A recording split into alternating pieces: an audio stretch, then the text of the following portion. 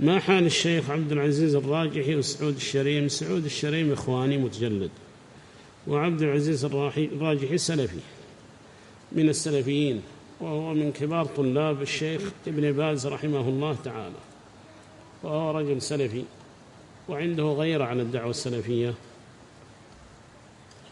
وله كلام قوي في الشيخ ربيع في مسألة الإرجاء وأنه مرجئ، وهذا فيه نظر. ولا يجرمنكم شنآن قوم على أن لا تعدلوا. الشيخ ربيع سلفي المعتقد في هذا الباب، وليس من أهل الإرجاء، قد يحصل له شيء من الخطأ ولا يقال بأنه مرجئ، قد تزن قدمه في بعض التفسيرات أو في بعض الأقوال ولا يقال بأنه مرجئ، وليس كل من وقع في هذا الشيء يقال بأنه مرجئ، هذا من الظلم والله ولا يجوز. فقد يتأول الشخص الدليل ويخطئ كما تأول أولئك الدليل الصحابة وأخطأوا في تأويلهم للدليل، أخطأوا وتركهم عمر لم يجلدهم مع أنهم شربوا الخمر بعد تحريمها، لكن متأولين فما جلدهم عمر. وهكذا من وقع في شيء من هذا خطأ في فهم النص وهو سلف المعتقد وأصوله سلفية مثلا، لا يقال بأنه مرجئ، والله من الظلم أنه يقال بأنه مرجئ إذا كانت أصوله أصول السلف في هذا الباب، وإنما أخطأ في فهم نص معين أخطأ فيه فينسب إلى الإرجاء وإلى المرجئة، وأنه لابد كذا، لابد من محاربة إرجاء هذا الرجل، لابد كذا، هذا ما هو طيب. الإنصاف طيب والعدل طيب، والمبتدع بعد علمائنا، وربما إذا اغتاظوا من بعض الناس فهم بعدهم يبغوه يقول الذي يريدونهم حتى يقول الذي يريدون، ويأتون له بالأقوال ويلفلفوا من هنا وهنا حتى يحكم بهذا الحكم ويفرحوا بعدها قد قال فلان وقال فلان. هذا شان أهل البدع وأساليب أهل البدع، فيبقون عند العالم يقرقرون كقرقرة الدجاجة حتى يقول ما يريدون ويخرجون من عنده بما يريدون، والله المستعان. لكن السلفي الذي هو سلفي منتبه والله ما يعطيهم الذي يريدون. الشيخ بن باز كم عند هؤلاء؟ هل أعطاهم كلام في الشيخ مقبل؟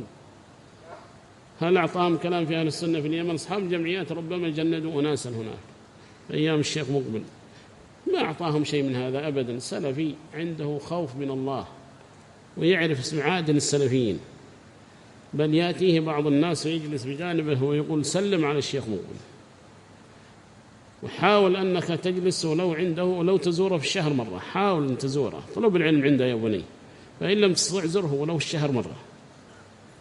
وثناء عظيم.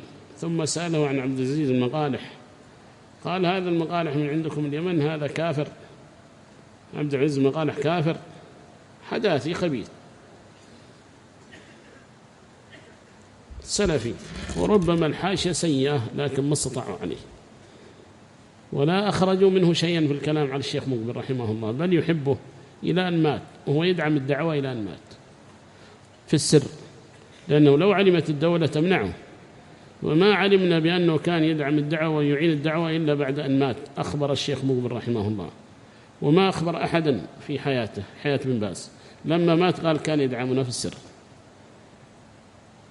رحمه الله، حريص على الدعوة في اليمن وحريص على الخير، لأنه لو علم سيمنع، أنه كان يعطي الشيخ مقبل شيئا بينهم وبين الشيخ مقبل نفرة كما تعلمون، حتى يسر الله بتلك الزيارة التي أرادها الله سبحانه وتعالى لكشف ما ربما يتعلق به بعض أهل الأهواء، فذهب وأثنى خيرا على تلك البلاد وما رأى وشاهد فيها من الخير، وذهب ذلك الأمر الذي في النفوس.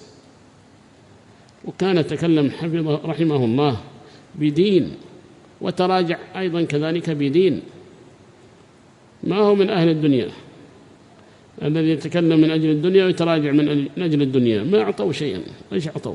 ولا يعطوا دعوته بعد شيئا، لا في حياته ولا بعد مماته يعطوا دعوة شيئا، يعطوا ناس ثانيين هم يعرفونها، يعطوا آخرين، لكنه الدين هو الذي يحمل الشخص على مثل هذه الأمور.